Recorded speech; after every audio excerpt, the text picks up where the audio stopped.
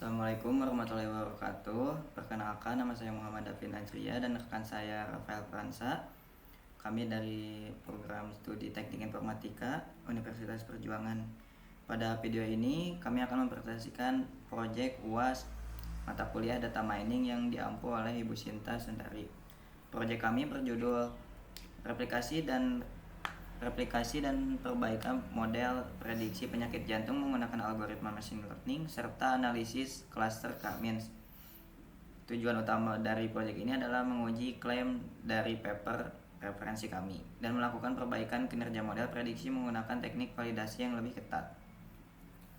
Pada proyek kali ini kami mereplikasi paper dari Ilyas dan kawan-kawan yang terbit pada tahun 2021. Dataset yang digunakan adalah Cleveland Heart Disease dan UCI Machine Learning Repository. Seperti yang terlihat pada output, dataset ini terdiri dari 303 pasien dan 14 kolom. Variabel targetnya adalah biner, di mana terdapat 165 pasien yang didiagnosis memiliki penyakit jantung dan 138 pasien sehat. Data ini sudah bersih terlihat dari adanya missing values yang ditemukan. Dan untuk tabel selanjutnya akan dijelaskan oleh rekan saya. Oke, untuk selanjutnya kita ke tahap replikasi.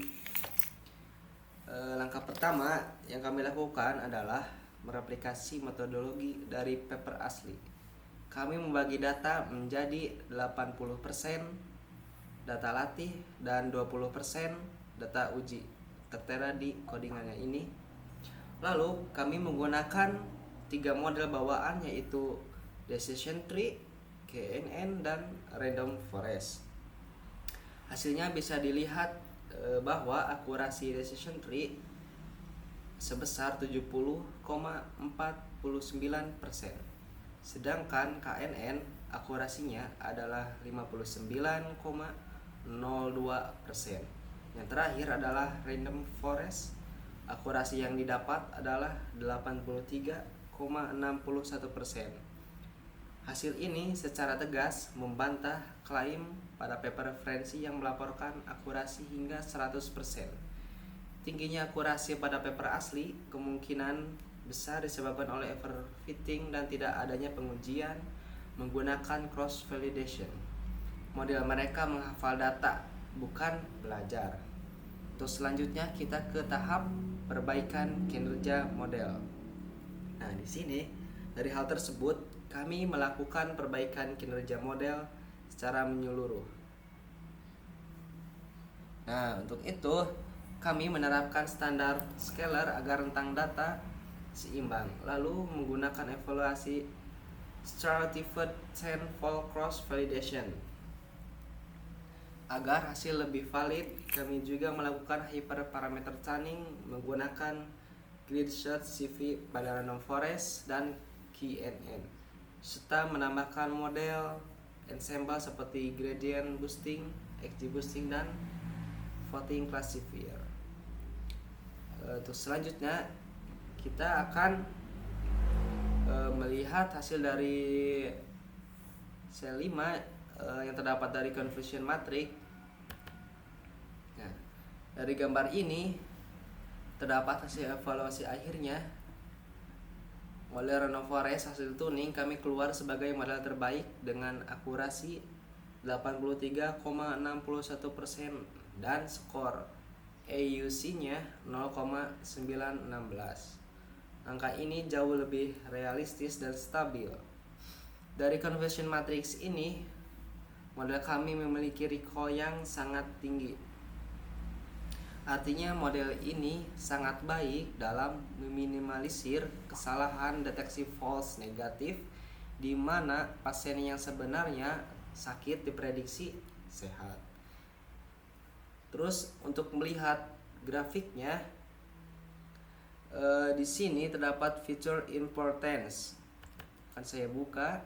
Nah, terdapat 3 faktor utama yang paling berpengaruh dalam memprediksi resiko penyakit jantung. Di antaranya adalah CP. CP di sini dalam artian tipe nyeri dada, Selanjutnya adalah kelainan darah atau di sana terdapat kepanjangan adalah thalassemia. Lalu yang terakhir adalah detak jantung maksimum atau TOLAJ. Nah, untuk selanjutnya kita akan analisis bagian cluster K-means. Nah, di sini kita akan melihat gambar albumnya dan cluster. Sesuai instruksinya, kami juga melakukan analisis tanpa pengawasan atau clustering menggunakan metode K-means. Nah, di sini, sebelah sini. Melalui metode album ini, kami melihat bahwa penurunan inersia mulai melandai setelah titik 2. Oleh karena itu, kami menetapkan nilai Q atau jumlah cluster optimal adalah sebanyak 2. Hal ini selaras dengan sifat biner masalah prediksi klinis. Jika kita melihat hasil visualisasi prinsipal komponen analisis atau disingkat PCA ini, dua klaster yang terbentuk memiliki karakteristik yang unik. Klaster 0 berisi pasien yang secara rata-rata usianya lebih tua. Namun mayoritas dari kelompok ini justru berlabel tidak sakit. Sebaiknya klaster 1 diisi oleh pasien dengan usia yang lebih muda, namun memiliki proporsi penyakit jantung yang jauh lebih tinggi. Ini membuktikan bahwa faktor risiko penyakit jantung sangat kompleks dan didiagnosis tidak bisa hanya bersandar pada satu faktor tunggal seperti usia. Untuk gambarnya terdapat sebelah sini. Dari hasil paparan semua tersebut, maka dapat disimpulkan